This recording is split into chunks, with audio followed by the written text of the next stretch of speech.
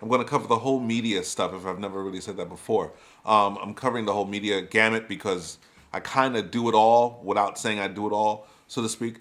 But I'm going to test this as a vlogging camera, mainly because the camera that I could use in a blogging sense doesn't come with all the bells and whistles. I don't have all the huge amounts of money to afford and get all the greatest, latest things. I only use what I have that works for me, and I put my money in other places. So I have to learn to use what I have. And I've been using my laptop, but new location, I lost a few things and I have to replace those things that I've lost. It's not gonna take that much time to replace it, but I don't know, I wanna try something new, and I figured, why not take the time today and go out with my kids in the niceness that's nice outside and actually make some use of this camera in a vlogging sense. One of the things that I do have an issue with this camera in a vlogging sense is that it takes tapes. And tapes are great if you're into that whole film real look thing, even though with today's cameras you could turn digital stuff into something a little bit more vintage with a film look. But that's not the issue here. It takes tapes, and tapes can be expensive if I intend to do vlogging every day. And the greatness of DSLR is that they take SD cards. And SD cards, you could fill it up as long as you have the capacity to fill it up with. And tapes kind of could get in the way. However, the greatness with the tape is that it's already kind of set it as a format. I'm not sure if I'm making any sense, but it kind of makes it a format that you could go up to or change from or something of that nature.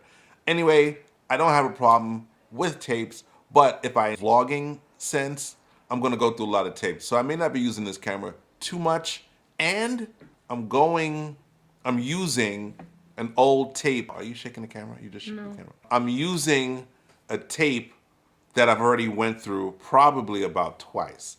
Now, what I did was I erased the tape by recording it blank, black background, no sound, nothing, instead of going over it with the previous footage there that was there prior. But I do like this camera for many other uses. But anyway, take this journey with me. Let's see how it looks at or a YouTube camera or whatever the case is.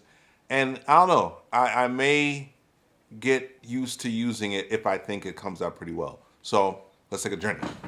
Yeah.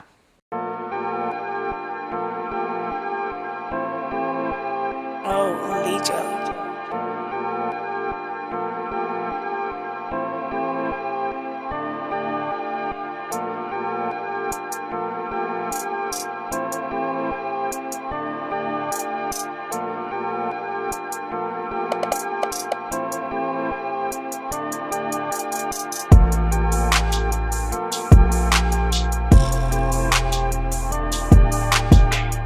I'm looking into the camera right now, and I'm having an issue with looking at the screen in this crazy natural light. So I'm not sure how good it will come out until I go back home, and I'm not sure of the audio for the outside environment.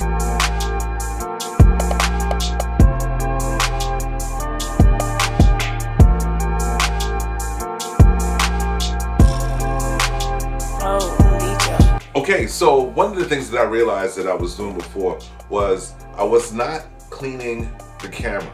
And when you don't clean the camera, you run into some things, right? And I left some of the glitches in the video so that you could see what happens when you don't take care of your unit, your camera, DSLR, any other kind of camera. In relations to this particular camera, I'm talking about using tapes. When you don't clean the camera head, right, what happens is the tape could actually get stuck. Things will actually probably go out of sync. And if that happens, well then you either would be filming something and you would get a message and it would say, hey, the head is dirty. And while you're recording and you're thinking that you're actually recording, you would realize that your camera may not have caught anything, right? So you're just burning the tape as you're recording, thinking that you're capturing something, right? That's an issue, right?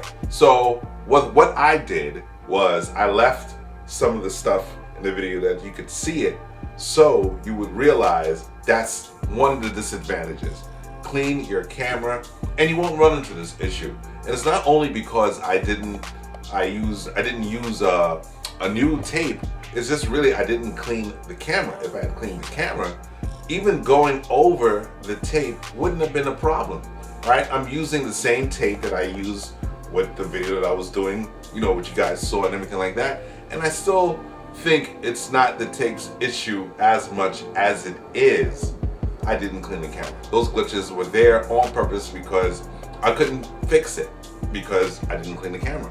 And I should have thought to do that before I actually used the tape. It happens, I forget sometimes, and I know it's something that I've run into once or twice, but I don't really use this particular camera in heavy rotation. I don't use it today, and then I use it tomorrow, and then use it the next day. I pick it up when I need it, and it gets the job done, and when I do decide to use it, I clean it prior. So, for the most part, cleaning machine, glitches won't take place, and you won't have odd jumps. Sometimes the audio will go out of sync. That really drives me crazy, and there's nothing I could do about that. Sometimes the audio will go out of sync, and maybe some of the video may even glitch. And so audio out of sync, video glitching, it's really crazy. So when it comes to using DV tapes or any kind of tape mechanism, make sure the unit is clean. Once the unit is clean, you realize that you'll get a lot further with your camera. Thanks for coming by. Hit the like, hit the subscribe, do all that good stuff. Thank you for joining me here on Zeb's Corner, and I will have some more stuff for you coming real soon. Bye.